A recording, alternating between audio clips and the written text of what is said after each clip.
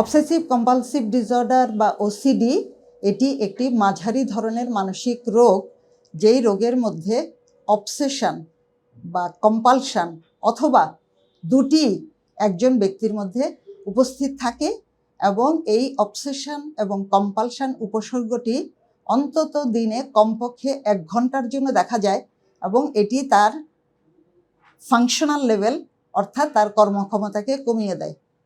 এখন আমাদের বোঝা প্রয়োজন অবসেশন কি, কম্পালশন কি। অবসেশন হলো একজন মানুষের মধ্যে নানা ধরনের অবাস্তব চিন্তা, অবাস্তব ছবি অথবা অবাস্তব ইচ্ছা আসা।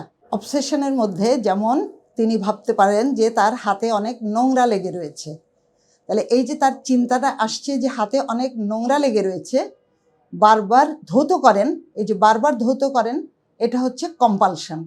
কম্পালশন মানে হচ্ছে কোনো অ্যাকশন করা বা কোনো মেন্টাল অ্যাক্টিভিটি করা। ইমেজ যেমন কোনো অবাস্তব ছবি তার মধ্যে আসা, অথবা কোনো চিন্তা থটের মধ্যে আমরা আরও বলতে পারি, যেমন তার মধ্যে ধর্ম নিয়ে, সেক্স নিয়ে কোনো ধরনের অবাস্তব চিন্তা আসা।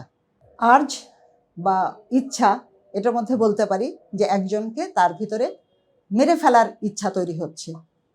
এখন আমরা যদি কম্পালশনটাকে দেখি, কম্পালশন হচ্ছে সাধারণত এই অবসেশনগুলো যখন তৈরি হয় তখন এটারকে অ্যাভয়েড করার জন্য বা এটার কষ্ট থেকে মুক্তি পাওয়ার জন্য বা এই সমস্যার সমাধান করার জন্য তিনি কিছু অ্যাক্টিভিটি করেন।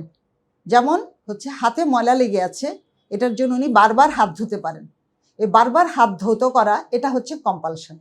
অথবা উনি ভাবতে পারেন আমার ড্রেসটা যদি আমি 5 বার 1 2 3 4 5 এটা যদি গণনা না করি ড্রেসটা পরার সময়, তাহলে আমার পরিবারের ক্ষতি হবে। তাহলে পরিবারের ক্ষতি হবে, এটা হচ্ছে, এই চিন্তাটা হচ্ছে অবসেশন। আর তিনি যে 1 2 3 4 5 গণনা করছেন, এটা হচ্ছে কম্পালশন। একজন ওসিডি রোগীর মধ্যে হয় ওনার মধ্যে অবসেশন থাকতে পারে অথবা কম্পালশন থাকতে পারে, অথবা দুটোই একজন রোগীর মধ্যে উপস্থিত থাকতে পারে।